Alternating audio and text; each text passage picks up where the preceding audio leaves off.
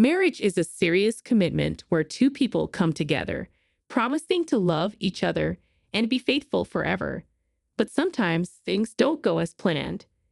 In some cases, everything can fall apart unexpectedly, even at the altar, and often with surprising consequences. In this story, we will discuss such a case. Peter and Jasmine had been dating for 4 years, were engaged, and seemed deeply in love. Both their families approved of the relationship, and everything seemed perfect. However, Jasmine didn't know that Peter had been having an affair with another woman named Annabelle for 2 years. Despite this, Peter stayed with Jasmine, and she believed he was her true love. Peter wanted to end his affair with Annabelle and move forward with Jasmine, not wanting to be seen as unfaithful. He saw Annabelle as just a passing fling. But weeks before the wedding, Annabelle told Peter she was pregnant with his child. Peter felt mixed emotions, but decided he couldn't let his child grow up without a father, so he chose to be with Annabelle. This decision brought them closer together, and they promised to be together forever. On the wedding day, everyone was waiting for Peter and Jasmine to get married. Jasmine was excited and happy, surrounded by joyful friends and family. Unaware of what was about to happen, an hour passed, and Jasmine grew anxious because Peter was late. Then her phone rang. It was Peter. "Jasmine, I'm so sorry, but we can't get married. I love another woman, and we're running away together. She's pregnant, and we're having a baby. My child won't grow up without a father. I wish you happiness." Jasmine was shocked and devastated. She responded, "How can you be such a scoundrel, Peter? You deceived me all this time." Peter, nervous, replied, "I'm so sorry, Jasmine. I didn't want it to be like this. I was in a hidden relationship with Annabelle, but I never left you. I had confused feelings.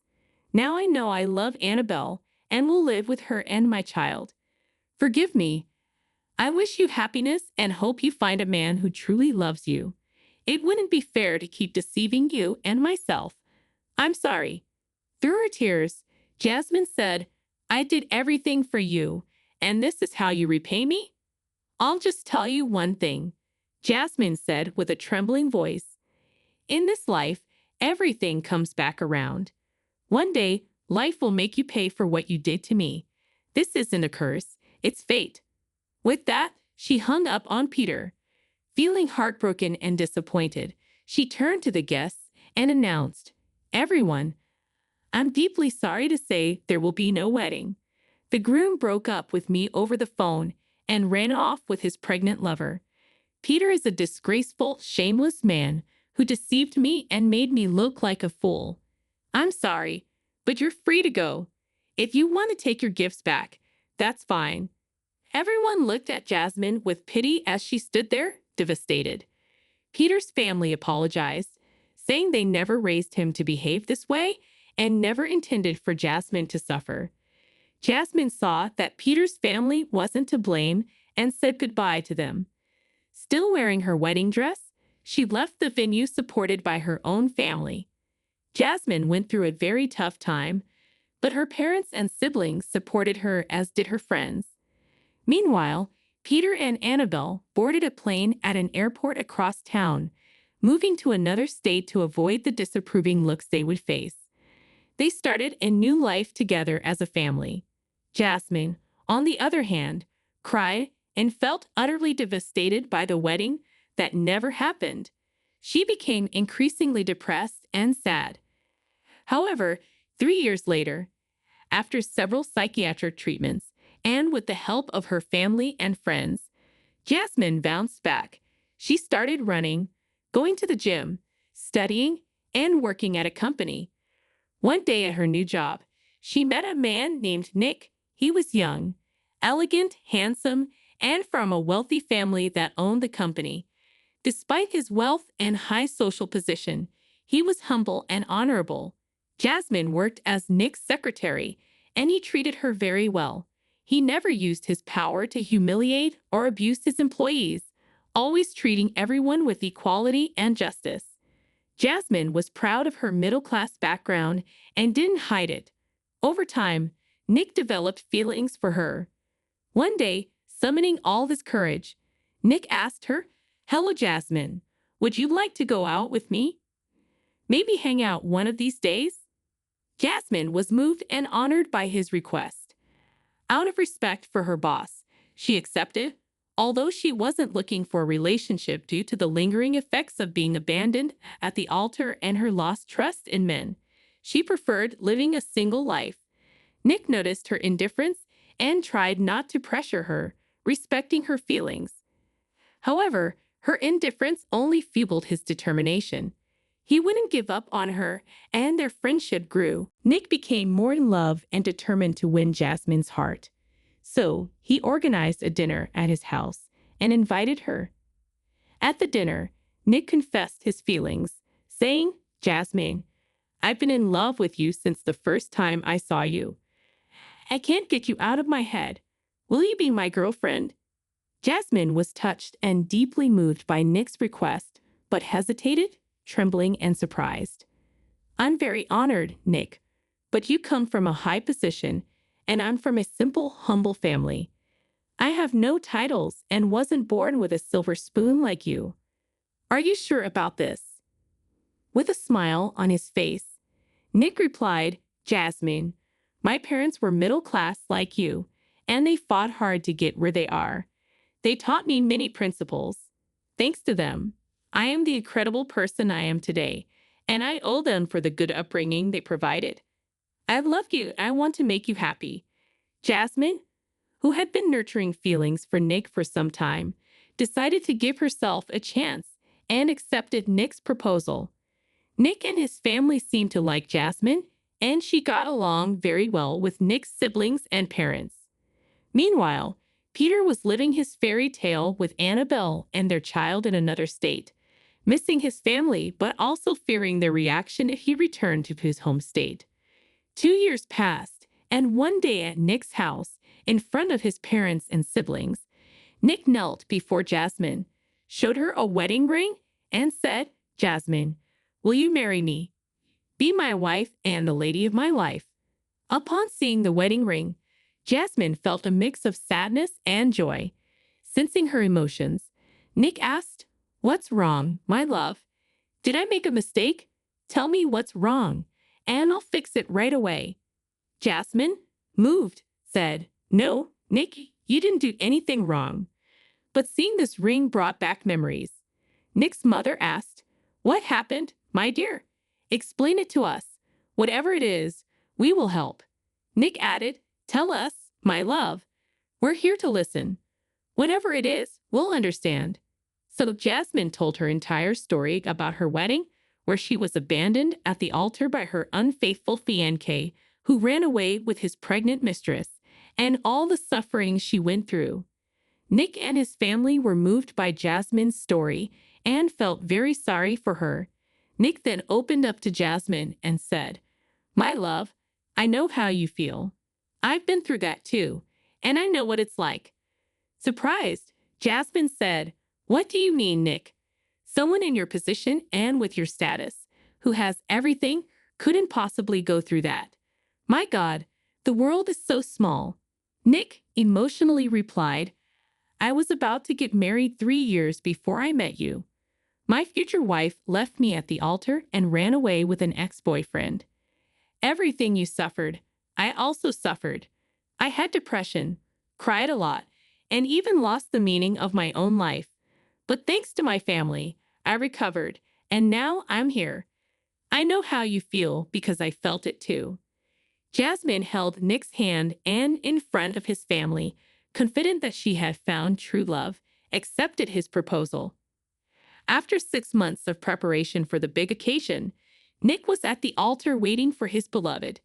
Jasmine arrived in a beautiful dress and in front of all the guests.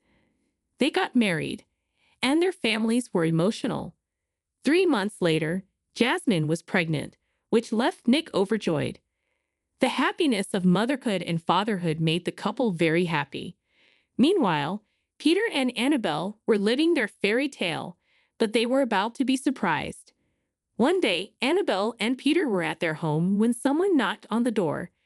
To their surprise, a ghost from Annabelle's past appeared in her life. It was a man named Blake. Nervously, Annabelle said, "I won't believe it. How did you find me? And what are you doing here, you idiot?" Also nervous, Blake replied, "It doesn't matter how I found you. Where's our son? I want to see our son." Screaming, Annabelle said, "Get out of here. Leave now." However, Blake grabbed Annabelle and said, "It doesn't matter. I want both of you, you and our son. I'd love you both." Blake hugged Annabelle and kissed her on the mouth. At that moment, Peter arrived and saw the scene, shouting, "Annabelle, what are you doing with this guy? I want an explanation." Blake, with a sarcastic smirk, said, "You traded me for this guy? A guy who left his fiancée at the altar and is raising another man's child? What an idiot." Angry, Peter tried to confront Blake, but Annabelle tried to calm them down. Blake continued mockingly, "That boy you're raising isn't your son. I'm the real father of this child." Surprised, Peter said, "Annabelle, tell me this is a lie." Nervous and stuttering, Annabelle didn't know what to say. Blake continued, "In fact, this woman was with you only to get money from you all these years. You can do a DNA test. She didn't tell me about the pregnancy, and I found out through a friend. She was with both of us, but the real father is me." At that moment, Peter's world collapsed. Everything he believed in turned out to be a huge lie. In tears, Peter said, "How could you do this, Annabelle? I left my future wife at the altar to be with you. I fled to another state, left everything for you, and this is how you repay me." Crying, Annabelle said, "Think of the boy. He's not to blame for anything." Peter replied, "Enough, Annabelle. You won't manipulate me anymore. Here's the real father of this child. I'm not obliged to support a child that isn't mine. Since this house is in your name and I gave it to you as a gift, you can keep it, but my financial help is over. I regret leaving a wonderful woman like Jasmine for someone like you. I'm going back to my home state to find Jasmine and ask for forgiveness. Your manipulation game is over, Annabelle. I never want to see you again. Get out of my life." Peter went to the bedroom, packed his bags, and left the house. He said goodbye to the boy, acknowledging that the child was innocent. Annabelle and Blake were left there. Blake tried to hug Annabelle, but she rejected him, frustrated that her scheme had been discovered. Peter traveled by plane back to his home state and saw the consequences of his actions. His friends turned their backs on him, his family rejected him, and all that rejection left him sad. Sobbing, he begged people to tell him about Jasmine. But nobody would talk. He went to Jasmine's family to apologize, but they ruthlessly kicked him out. Only one friend gave him Jasmine's address, warning him he wouldn't like what he'd see. Peter went to visit her to ask for her forgiveness and try to win her back. Arriving at the place, Peter saw that it was a mansion. Jasmine was caressing her 7-month pregnant belly. Peter knocked on the door, and Jasmine answered, surprised. "Peter, it's been a while. Huh? I haven't seen you since you left me at the altar and ran away with your pregnant mistress." In tears and on his knees, Peter said, "Jasmine, my love, I came to ask for your forgiveness and a new chance to start over." But then Peter noticed Jasmine's belly and said, "You're pregnant, Jasmine."